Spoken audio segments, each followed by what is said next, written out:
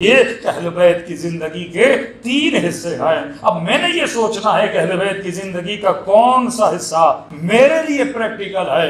کئی ایسے اہل بیت کی زندگی کے حصے ہیں جن کا مجھ سے کوئی لینا دینا نہیں ہے، ان کا لینا دینا بھی علی سے ہے، ان کا لینا دینا بھی رسول سے ہے۔ مثلا رسول خدا نبی ہیں، اب ان کی خصوصیت ہے، میں نبی تو نہیں بن سکتا نا۔ مولا علی معصوم ہیں، یہ ان کی خصوصیت ہے، میں معصوم تو نہیں بن سکتا نا۔ اللہ نے ان کو علم لدنی عطا کیا ہے، اب علم لدنی سے میرا کوئی لینا دینا نہیں ہے، یہ ان کی خاصیت ہے۔ پہلا پہلو ان کے معجزات، ان کے مقامات، اب ان کے مقامات ان کے ہیں، ان سے میرا کوئی لینا دینا نہیں ہے۔ اب یہ نہیں کہ ان کے مقامات کو سن کے میں اس مقام پہ آ جاؤں، یہ امر محال ہے۔ میں معصوم نہیں بن سکتا، میں امام نہیں بن سکتا، میں صاحب وحی نہیں بن سکتا، میں صاحب کتاب نہیں بن سکتا۔ یہ وہ کچھ مخصوص چیزیں ہیں جو خدا نے اہل بیت کے لیے رکھی ہیں۔ دوسرا ان کی زندگی کا پہلو کون سا ہے؟ وہ پہلو یہ ہے کہ مثلا وہ کپڑے کون سے پہنتے تھے، کن سواریوں پہ بیٹھتے تھے، کن گھروں میں بیٹھتے تھے، گھروں کی بناوٹ کیسی تھی، جب کھانا کھاتے تھے تو پلیٹ میں کھانا کون سا ہوتا تھا، اس سے بھی میرا لینا دینا نہیں ہے، کیونکہ اس زمانے کی سواری اور تھی، اس زمانے کی سواری اور ہے۔ اس زمانے کے گھروں کی بناوٹ اور تھی، اس زمانے کی بناوٹ اور ہے۔ اس زمانے کے کپڑے اور تھے، اس زمانے کے کپڑے اور ہیں۔ بعض ایسے بے وقوف مسلمان جو ان چیزوں کو فالو کرتے ہیں جبکہ اس سے ہمارا لینا دینا نہیں ہے۔ مثلا مٹی کے برتن میں کھاتے تھے تو صاحب کہنے لگے ہم بھی مٹی کے برتن میں کھائیں گے۔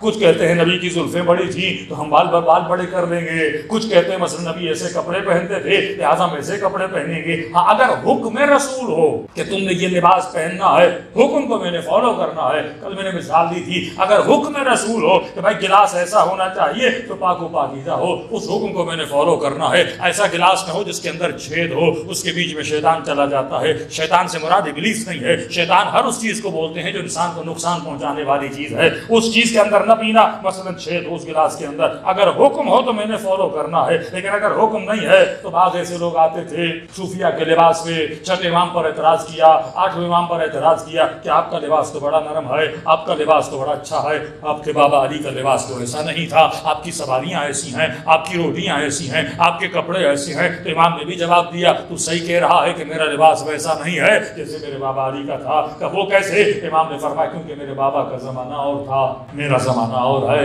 جب زمانہ بدلا تو لباس بھی بدل گیا۔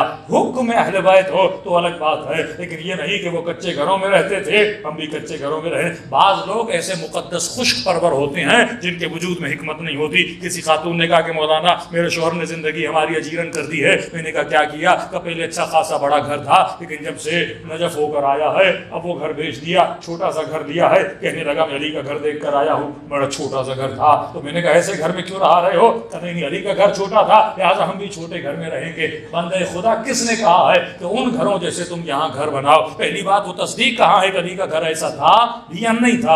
اگر خدا نے دیا ہے تو زندگی کرنا عیب نہیں ہے، اچھا گھر خریدنا گناہ نہیں ہے، اچھا لباس پہننا گناہ نہیں ہے۔ تو دوسری چیز بعض لوگ اس کو فالو کرتے ہیں، سارا دماغ اٹکا ہوا ہے کہ بال بڑے تھے یا بال چھوٹے تھے، زلفیں کیسی تھی، کیا کرتے تھے کیا نہیں کرتے تھے، یہ کبھی نہیں کہا ان کا امامہ کیسا تھا ہم ویسا امامہ پہنیں گے۔ یا مثلا عرب سفید لباس بہت پہنا کرتے تھے، روایات میں بھی ہے کہ مستحب ہے۔ اب اس زمانے میں عرب کے معاشرے میں کیونکہ دھوپ بڑی شدید ہوتی تھی لہذا سفید لباس جو ہے گرمی کو باہر پھینکتا ہے اور ٹھنڈک لاتا ہے، سفید لباس پہنتے تھے، نازک لباس پہنتے تھے۔ اب کوئی کینیڈا میں رہنے والا مائنس کی ڈگری میں رہنے والا کہ نبی نازک لباس پہنتے تھے ویسا لباس پہن کر نہیں کروں گا، یہ خلاف حکمت ہے۔ تم نے اپنا زمانہ دیکھنا ہے۔ اب سارے لوگ مثلاً آج کے زمانے کے گلاسوں میں پانی پی رہے ہیں، آپ مٹی کا برتن لے کر آؤ، نہیں نبی مٹی کے برتن میں پانی پیتے تھے۔ ہیں ایسے مسلمان پاکستان میں جو حکمت سے خالی ہے، جن کو پتہ ہی نہیں کہ ہم نے انبیاء کی زندگی کا کون سا حصہ فالو کرنا ہے۔ ارے برتنوں کی بات کرنی ہوتی تو خدا موسیٰ کے برتن نہ بتاتا،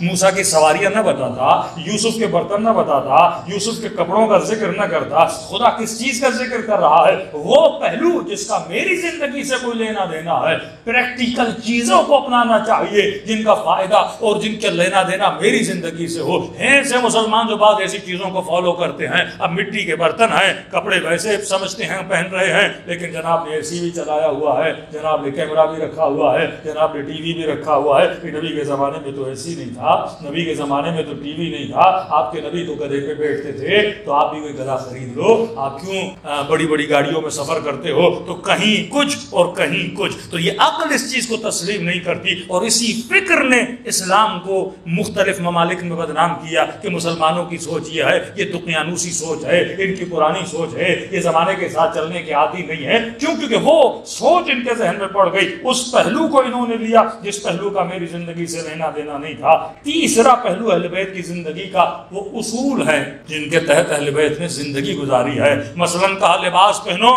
لیکن لباس حیا ہونا چاہیے، لباس پہنو لباس عفت ہونا چاہیے۔ اب ایک اصول بتا دیا، اب کسی بھی کلچر کا لباس ہو میں نے یہ پوائنٹ نوٹ کرنا ہے اس لباس کے اندر حیا ہے کہ نہیں ہے، اس لباس کے اندر عفت ہے کہ نہیں ہے۔ کہ کھانا کھاؤ لیکن حلال کھاؤ، طیب کھاؤ، طاہر کھاؤ۔ اب رسول خدا نے تو کبھی بریانی تو نہیں کھائی ہوگی نا پاکستان والی، کبھی انہوں نے پاکستانی نہاری تو نہیں کھائی ہوگی نا، اب بولے رسول نے کبھی نہیں کھائی لہٰذا میں نہاری نہیں کھاؤں گا۔ انہوں نے اصول بتا دیا، کھانا جو بھی ہو حلال ہونا چاہیے، طیب ہونا چاہیے، طاہر ہونا چاہیے۔ اب تم حلال کھانا ڈھونڈو، طیب کھانا ڈھونڈو، طاہر کھانا ڈھونڈو۔ کسی بھی کلچر کا کھانا ہو رزق تو پروردگار عالم کا ہے، کوئی بھی دانہ ہو زمین سے نکال تو خدا رہا ہے، بسم اللہ کر کے اللہ کا نام لے کے حلال حیوان کو ذبح کرو، حلال کمائی کے ذریعے سے اس چیز کو خریدو۔ اور طیب کا مطلب یہ ہے بنانے والی بسم اللہ پڑھ کے پاک و پاکیزہ برتن ہو، ہر چیز پاک و پاکیزہ ہو، وہ کھانا کیا ہو جاتا ہے؟ طیب ہو جاتا ہے۔ تو اہل بیت نے کیا بتائے؟